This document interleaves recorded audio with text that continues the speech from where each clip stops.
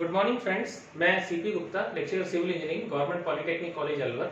आपको steel design का code C 302 का यूनिट फर्स्ट का topic 1.4 limit state design method आपको बताने जा रहा हूँ। देखिए, इसमें मैं आपके सिलेबस के हिसाब से चल रहा हूँ। बिल्कुल ये 1.4 नंबर आपका टॉपिक है सिलेबस में, और मैं 1.4.1 के अंदर आपका इंट्रोडक्शन है। देखिए, ये एक बहुत इंपॉर्टेंट टॉपिक है, और अगर आपको लिमिट स्टेट डिजाइन मेथड आपने मेरे इस लेक्चर को ध्यान से सुना तो मैं आपको गारंटी के साथ बोलता हूं कि आपको कभी भी डिजाइन मेथड को समझने में दिक्कत नहीं आएगी। मतलब आपको कभी ये कंफ्यूजन नहीं होगा कि लिमिट स्टेट डिजाइन मेथड क्या है, वर्किंग स्टेट डिजाइन मेथड क्या है, अल्टीमेट लोड डिजाइन मेथड क्या है। तो अपन शुरुआत करते हैं। देखिए, हकीकत क्या है कि सबसे पहले क्या हुआ कि ये मैंने यहाँ पर मैं अपनी बात शुरू करने से पहले मैं आपको बताता हूं कि मैंने ये ग्राफ एक बनाया। ये स्ट्रेस स्ट्रेन ग्राफ है स्टील का। इसमें मैंने आपको एक तो यील्ड पॉइंट दिखाया है, एक अल्टीमेट लोड पॉइंट दिखाया है। आपको याद हो तो यहां से यहां तक ये यील्ड पॉइंट तक पहुंचता है स्ट्रक्चर, और इस यील्ड पॉइंट पर हम फेलियर मानते हैं, यानी हम जो स्ट्रेस पकड़ते हैं वो यील्ड स्ट्रेस पकड़ते हैं। और अपने पहले लेक्चर में मैंने आपको ये बताया था, जैसे मैंने आपको Fe410, Fe540, उसमें 410 जो वर्ड मैंने यूज किया था, मैंने कहा था कि ये अल्टीमेट स्ट्रेंथ होती है स्टील की, और वो अल्टीमेट स्ट्रेंथ इसके रिलेटेड होती है। वास्तव में ये बीच का हिस्सा स्ट्रेन हार्डनिंग होता है। अब देखिए, अलग अलग डिजाइन मेथडोलॉजीज में अलग अलग परिकल्पनाएं की गई। अपन सबसे पहले शुरुआत करते हैं अल्टीमेट लोड डिजाइन मेथड से। स्टार्टिंग में लोगों ने क्या किया, लोगों ने कहा कि भैया अपने को यहां डिजाइन क्यों करना, अरे यार अगर अपन यहां डिजाइन इस वैल्यू पर करेंगे तो ये जो स्ट्रेस वैल्यू है इतनी, इसके बाद जो हमारी स्ट्रेस वैल्यू है, ये मान लीजिए इसके ऊपर जो ये स्ट्रेस वैल्यू है, ये तो बेकार गई। तो अपन क्यों डिजाइन किसी यील्ड स्ट्रेंथ पर करें, अपन डिजाइन करते हैं अल्टीमेट पर। तो साहब, डिजाइन जब उन्होंने अल्टीमेट लोड मेथड पर किया, अल्टीमेट लोड यानी अल्टीमेट लोड जो वो स्ट्रक्चर स्टील झेल सकता था, जब उस पर डिजाइन किया तो आपको एक बात सिंपल सी पता होगी कि जो फोर्स बराबर स्ट्रेस इनटू एरिया, ये आप एक जनरल प्रिंसिपल है। अब देखिए, फोर्स तो स्ट्रक्चर पर जितना आ रहा है, चाहे आप limit state design method use करें, चाहे working stress design method use करें, चाहे अल्टीमेट लोड डिजाइन मेथड करें, भैया एक किसी भी मकान की छत पर जो लोड आ रहा है वो तो लोड तो उतना ही आएगा। लोड इसका मतलब फोर्स तो उतना ही रहेगा। अब सवाल उठा कि अगर मैं स्ट्रेस यानी अल्टीमेट लेता हूं तो मेरा जो सेक्शनल एरिया आएगा, यानी उस लोड को झेलने के लिए अगर मैं ज्यादा स्ट्रेस उसकी मान लेता हूं, स्टील ज्यादा स्ट्रेस ले सकता है, अल्टीमेट स्ट्रेस के बराबर ले सकता है, तो उसका जो क्रॉस सेक्शनल एरिया आएगा वो कम आएगा। अगर कम आएगा तो हमारे जो मेंबर्स बनेंगे वो स्लेंडर बोलते हैं पतले को, पतले पतले मेंबर्स आएंगे। अब उस डिजाइन तो कर दिया उन्होंने, डिजाइन के बाद डिजाइन करके उसको इंप्लीमेंट भी कर दिया, परंतु उन्होंने क्या प्रॉब्लम फेस की कि जब मेंबर्स के सेक्शन, कॉलम के सेक्शन, बीम के सेक्शन जब उनके पतले आए तो हुआ यूं कि उस वर्किंग लोड पर जब वो पहुंचना शुरू हुआ या वर्किंग लोड से थोड़ा सा ज्यादा लोड अगर उसके ऊपर किसी कारण से आ गया तो उसमें डिफ्लेक्शन शुरू हो गए, क्योंकि मेंबर पतला था। अब डिफ्लेक्शन शुरू हुए तो उस डिफ्लेक्शन की वजह से उनके स्ट्रक्चर्स वैसे फेल नहीं हुई, कोलैप्स नहीं हुई, लेकिन अगर एक्सेसिव डिफ्लेक्शन हो गया तो भी ये माना गया कि यार ये स्ट्रक्चर तो किसी काम की नहीं है, क्योंकि ये तो बहुत ज्यादा फेल हो गई, चलिए बहुत ज्यादा डिफ्लेक्ट हो गई। तो उन्होंने कहा कि सब अल्टीमेट लोड डिजाइन मेथड बहुत अच्छा नहीं है, इसको साइड में रखो। ठीक, सेकंड उन्होंने क्या किया, उन्होंने कहा कि सब एक काम करते हैं, अपन वर्किंग स्ट्रेस मेथड पे चलते हैं। अब वर्किंग स्ट्रेस मेथड में क्या किया उन लोगों ने, वर्किंग स्ट्रेस मेथड में उन्होंने कहा सब नहीं, इस स्ट्रेस को काम में मत लो यार, अपन तो इस स्ट्रेस को काम में लेते हैं।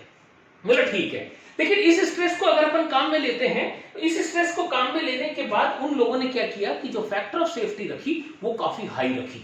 अगर मान लीजिए, मैं सपोज करिए कि आपका Fe250 है, अब Fe250 पर मैं 3 टाइम्स फैक्टर ऑफ सेफ्टी पकड़ लेता हूं तो ऑलमोस्ट करीब करीब ये 80 के बराबर, यानी मैं क्या मान के चल रहा हूं, यहां ये बात पर ध्यान देना मेरा, ये बहुत इंपॉर्टेंट चीज बता रहा हूं इस समय में। मैं यहां पर क्या मान के चल रहा हूं कि इस स्ट्रक्चर में जो स्टील है वो हमेशा जो लोड लेगा वो मात्र 80 के बराबर ही लेगा। अगर मान लीजिए भाई यील्ड में ले तो सकता है वो 250, मगर मैं क्या मान के चल रहा हूं कि 80 ही स्ट्रेंथ लेगा, तो फिर वापस से मैं आपको इसी वाली इस पर इक्वेशन पर लेके आता हूं कि लोड तो उतना ही झेलना है जितना झेलना है। अगर आपने स्ट्रेस को कम कर दिया तो नतीजा क्या हुआ कि ये जो सेक्शनल एरिया है वो बहुत बड़े साइज का आ गया।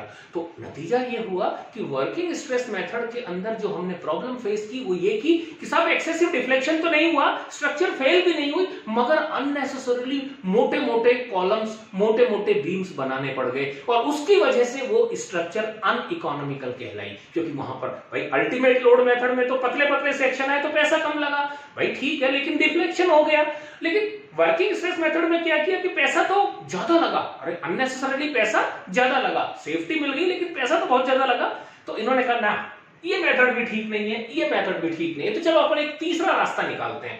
और उन्होंने कहा कुछ प्रॉपर्टीज उठाओ अल्टीमेट की, कुछ प्रॉपर्टीज उठाओ वर्किंग स्ट्रेस की, और इन दोनों को मिलाकर के एक तीसरा मेथड उन्होंने सजेस्ट किया। वो तीसरा मेथड था लिमिट स्टेट डिजाइन मेथड। इस लिमिट स्टेट डिजाइन मेथड में उन्होंने क्या किया, उन्होंने कहा ना आप एक काम करो, स्ट्रेस तो ये यील्ड वाली ही इस्तेमाल करो, लेकिन जो फैक्टर ऑफ सेफ्टी आप 3 ले रहे थे ये 3 मत लो, इसको कम कर दो, उठा के इसको कम कर दो। ये मैं जनरल आपको लिमिट स्टेट मेथड समझा रहा हूं, जनरल मेथड समझा रहा हूं आपको। तो उन्होंने कहा कि अपन अगर इसको कम कर देते हैं तो जो परमिसिबल स्ट्रेस है वो बढ़ जाएगी। परमिसिबल स्ट्रेस जैसे ही यहां पर बढ़ाएंगे तो एरिया थोड़ा कम हो जाएगा, यानी जो मोटे मोटे सेक्शन वर्किंग स्ट्रेस मेथड में आ रहे थे वो थोड़े से पतले हो जाएंगे, लेकिन उतने पतले भी नहीं होंगे जितना कि अल्टीमेट में हो रहे थे।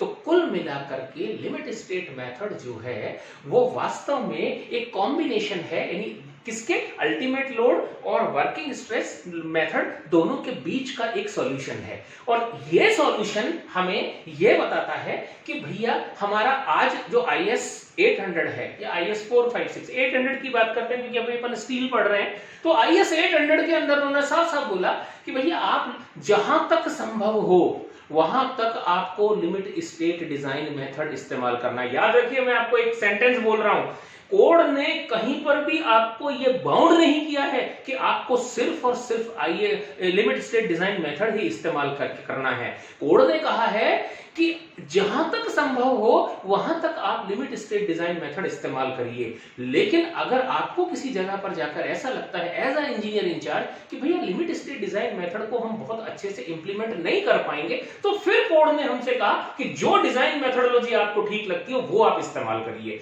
लेकिन जो आप इस्तेमाल कर रहे हैं उससे आप सेटिस्फाई होने चाहिए, उसके प्रूवन रिजल्ट्स आपके पास होने चाहिए। तो कोड ने आपको ये हमेशा फैसिलिटी दी है। तो चलिए अब अपन आते हैं, ये इंट्रोडक्शन पार्ट था लिमिट स्टेट डिजाइन मेथड का। अब लिमिट स्टेट डिजाइन मेथड जो है ये क्या है? लिमिट स्टेट डिजाइन मेथड के अंदर देखिए हम इस डिजाइन को 2 चीजों के लिए डिजाइन करते हैं, limit state of strength and limit state of serviceability. अब ये लिमिट स्टेट ऑफ स्ट्रेंथ क्या है? देखिए लिमिट स्टेट ऑफ स्ट्रेंथ कहिए या लिमिट स्टेट ऑफ कोलैप्स कहिए, ये एक ही है। कोई भी स्ट्रक्चर, ध्यान से सुनना आप मेरी बात, मैं क्या कहना चाह रहा हूं, कोई भी स्ट्रक्चर 2 तरीके से फेल हो सकती है। हमने लिमिट स्टेट डिजाइन मेथड में 2 तरीके से फेल होना, और 2 तरीके से फेल नहीं, एक्चुअली हमने लिमिट स्टेट डिजाइन मेथड में जो 2 मेथोडोलॉजीज हमने यूज की, हमने जो 2 परिकल्पनाएं की, स्ट्रेंथ की और सर्विसिबिलिटी की, ये क्या है ये समझा रहा हूं। स्ट्रेंथ का मतलब तो ये कि साहब किसी भी स्ट्रक्चर पर जो भी लोड आ रहा है, आपकी स्ट्रक्चर के स्ट्रक्चरल एलिमेंट्स, चाहे वो स्टील हो, चाहे वो आरसीसी हो, चाहे वो वुडन हो, कैसे स्ट्रक्चर हो, वो स्ट्रक्चरल एलिमेंट जो लोड उस पर आ रहा है उसे झेलने में सक्षम होना चाहिए। अब लोड जो आता है, हमारे पास लोड तो एक्सटर्नल आता है, लेकिन डिजाइन जो हम करते हैं वो हमेशा हम इंटरनल लोड के लिए करते हैं। इंटरनल लोड कौन कौन से होते हैं? Bending moment, shear force, torsion, axial force. ये सारे के सारे वो इंटरनल फोर्सेस हैं जो किसी भी एक्सटर्नल फोर्स के कारण जनरेट होते हैं। तो हम जो डिजाइन करते हैं वो इन मेजर में इन 4 तरह के फोर्सेस के लिए, जो कि किसी भी एक्सटर्नल फोर्स के लगने के कारण मटेरियल में इंटरनली जनरेट होते हैं, इसीलिए इनको इंटरनल फोर्सेस कहते हैं। अब देखिए, तो इसका मतलब ये हुआ कि लिमिट स्टेट ऑफ स्ट्रेंथ का मतलब है कि साहब जो मैंने ये 4 इंटरनल फोर्सेस बोले ना, ये 4 के चारों इंटरनल फोर्सेस आपका स्ट्रक्चरल एलिमेंट झेल लेना चाहिए। यानी आप अपने इस स्ट्रक्चरल एलिमेंट को चेक कर लीजिए कि ये 4 तरीके के जो फोर्स जनरेट हो रहे हैं इनको झेलने में सक्षम है या नहीं। अगर नहीं है तो उसे स्ट्रांग बनाइए, यानी सेक्शन बढ़ाइए, मोटा बनाइए और उसे झेलने में सक्षम बनाइए। तो एक तो ये हुई लिमिट स्टेट ऑफ कोलैप्स या लिमिट स्टेट ऑफ स्ट्रेंथ। दूसरा है इसके अंदर शब्द लिमिट स्टेट ऑफ सर्विसिबिलिटी। अभी लिमिट स्टेट ऑफ सर्विसिबिलिटी क्या है, ये बहुत आसान भाषा में समझा रहा हूं, आप समझिए। मैं मान लीजिए जिस छत के नीचे खड़ा हूं, एज ए स्ट्रक्चरल इंजीनियर मैं आपको चैलेंज के साथ बोलता हूं कि साहब ये छत जो है ना ये नहीं गिरेगी, और हकीकत क्या है कि छत की स्थिति ये है कि ये छत बिल्कुल ऐसे घूमड़े की तरह निकली हुई है, इसका पेट खुला हुआ है छत का तगड़े वाला, और आप जैसे ही छत की तरफ देखते हैं आपकी धूल नहीं छूट जाती है।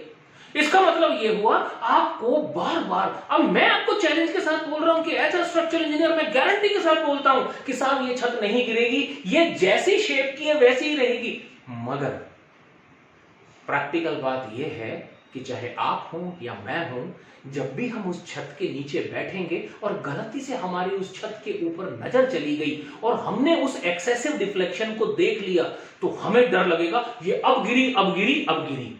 तो इसका मतलब ये हुआ कि यार एक स्ट्रक्चर जिसे मैंने जिस पर्पस के लिए बनाया था, मैंने मान लीजिए अपने रहने के लिए इस कमरे को बनाया था, और अगर इस कमरे की छत में एक्सेसिव डिफ्लेक्शन हो गया तो क्या मैं कभी भी साइकोलॉजिकली कंफर्टेबल फील करूंगा इस कमरे में? नहीं करूंगा। तो ऐसी स्ट्रक्चर जिसको मैंने जिस पर्पस के लिए बनाया, अगर वो स्ट्रक्चर मेरा वो पर्पस या वो सर्विस मुझे नहीं दे पा रही है, तो ऐसी स्ट्रक्चर चाहे बेशक कोलैप्स ना हो, चाहे बेशक स्ट्रेंथ में मजबूत हो, मगर मैं फिर भी कहूंगा कि ये स्ट्रक्चर फेल है।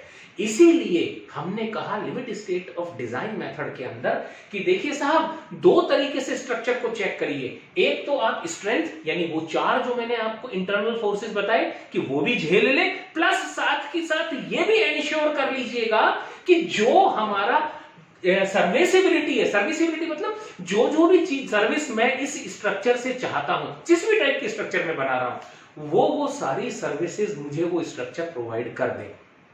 यदि वो मुझे कोई भी एक सर्विस प्रोवाइड करने में फेल हो जाती है तो मेरी तरफ से वो स्ट्रक्चर चाहे वो स्ट्रेंथ में मजबूत हो मगर वो फेल मानी जाएगी। तो आई थिंक कि आपको ये बेसिक कॉन्सेप्ट समझ में आया होगा। अब यहां पर एक मोटी सी बात समझिए, एक मोटी सी बात यह है कि इस सर्विसिबिलिटी कोड ने फिक्स नहीं किए। फिर बता देता हूं कि सर्विसिबिलिटी कोड ने फिक्स नहीं किए, कोड ने आपको एक व्यवस्था दी है। नॉर्मली स्टील स्ट्रक्चर के लिए हम 4 तरीके की सर्विसिबिलिटीज को कंसीडर करते हैं। पहला डिफ्लेक्शन, दूसरा वाइब्रेशन, तीसरा फायर, और चौथा मैं भूल गया, बता दूंगा मैं आपको। ये 4 तरीके की जो सर्विसिबिलिटीज हैं, ये 4 तरह की सर्विसिबिलिटीज आपको बेसिकली ध्यान रखनी होती है। इसका मतलब ये हुआ कि भैया आपने आपका सपोज जैसे फॉर एग्जांपल मैं बताता हूं, मान लीजिए रेलवे लाइन के बगल में आपका कोई भी घर है और जब उसके बगल से कोई ट्रेन गुजरी ट्रैक पर से और आपका घर दुक दुक दुक दुक, आप सो रहे हैं बिस्तर पर और आपका बिस्तर दुक दुक दुक दुक हिल रहा है, तो आप कहेंगे अबे ये क्या हो रहा है यार। ऐसी स्ट्रक्चर भी फेल मानी जाएगी, बेशक वो नहीं गिर रही है, स्ट्रेंथ में मजबूत है, मगर भी फिर भी फेल मानी जाएगी। ऐसी स्ट्रक्चर जिसके अंदर क्रैकिंग बहुत ज्यादा है, मान लीजिए आग लग गई, आग लगने के कारण वो अपनी स्ट्रेंथ लूज कर गया, तो ऐसी स्ट्रक्चर भी हम एक टेम्परेचर तक डिसाइड करेंगे कि ये इस टेम्परेचर तक अगर कभी टेम्परेचर बढ़ भी जाए तो भी स्ट्रक्चर अपनी स्ट्रेंथ को डिजायर्ड हम जहां तक चाहते हैं वहां तक लूज ना करे, यानी वो खड़ी रहे, उसके अंदर इस तरह की कोई प्रॉब्लम्स ना हो। तो ऐसी स्ट्रक्चर प्रॉपर सर्विसिबल स्ट्रक्चर कहलाती है। तो सर्विसिबिलिटी और स्ट्रेंथ, ये वो 2 क्राइटेरियाज हैं कि कोई भी स्ट्रक्चर चाहे हमारा सर्विसिबिलिटी के अंदर ठीक हो, अगर स्ट्रेंथ में फेल हो गई तो भी फेल मानी जाएगी, स्ट्रेंथ में पास हो गई लेकिन सर्विसिबिलिटी में फेल हो गई, यानी चाहे डिफ्लेक्शन ज्यादा हो गया, चाहे वाइब्रेशन ज्यादा हो गया, चाहे फायर के अंदर फेलियर ज्यादा हो गया, कोई भी रीजन, चाहे क्रैकिंग हो गई, कोई भी रीजन, अगर इन दोनों में से किसी भी कारण से कोई स्ट्रक्चर फेल होती है तो ऐसी स्ट्रक्चर को फेल माना जाएगा। ऐसी स्ट्रक्चर हमारी तरफ से पास स्ट्रक्चर नहीं होगी और यह स्ट्रक्चर फेल्ड स्ट्रक्चर मानी जाएगी। Thank you very much.